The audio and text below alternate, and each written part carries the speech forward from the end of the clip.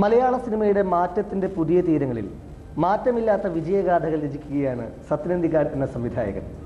താരവിശേഷത്തിൽ ഇന്ന് നമ്മോടൊപ്പം സത്യനന്ദിക്കാടും പുതിയ തീരങ്ങൾ എന്ന ചിത്രത്തിലെ താരങ്ങളുമുണ്ട്.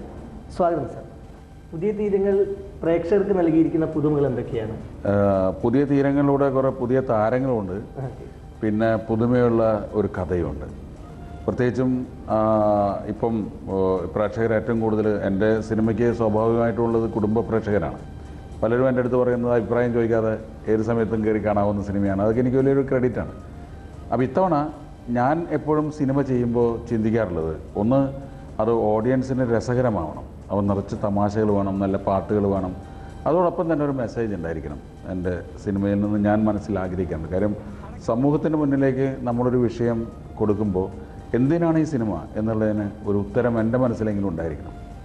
ഈ സിനിമയിലും അതുണ്ട്. കാരണം അത് കാണുമ്പോൾ കണ്ടവർക്ക് മനസ്സിലാവുന്നതാണ്. 12 വയസ്സ് മകൾക്കായപ്പോൾ കരയിൽ അവളെ ഒറ്റയ്ക്ക് നിർത്തിപ്പോകാൻ ഭയപ്പെടുന്നൊരു അച്ഛൻ. ആ അച്ഛൻ സമൂഹത്തിന് ഭയപ്പെടുന്നു എന്നർത്ഥം. കാരണം കേരളത്തിലെ പെൺകുട്ടികൾ സുരക്ഷിതരല്ല പലപ്പോഴും. ആ അച്ഛൻ ആ കുട്ടിയെ തൻ്റെ ഇടത്തോടു കൂടി വളർത്തുന്നു. അച്ഛൻ ചെയ്ത ജോലി ചെയ്ത് അച്ഛൻ്റെ മരണശേഷവും അവൾ കണ്ടിന്യൂ ചെയ്യുന്നു. അവളൊരു ആഴക്കടലിൽ പോയി മത്സ്യം പിടിക്കുന്നൊരു പെണ്ണായിട്ട് മാറുന്ന തൻ്റേടിയായ ഒരു പെൺകുട്ടി. അതേസമയം അവൾക്ക് സ്നേഹമുണ്ട്, പ്രണയമുണ്ട്, ഒക്കെ ഉണ്ട്.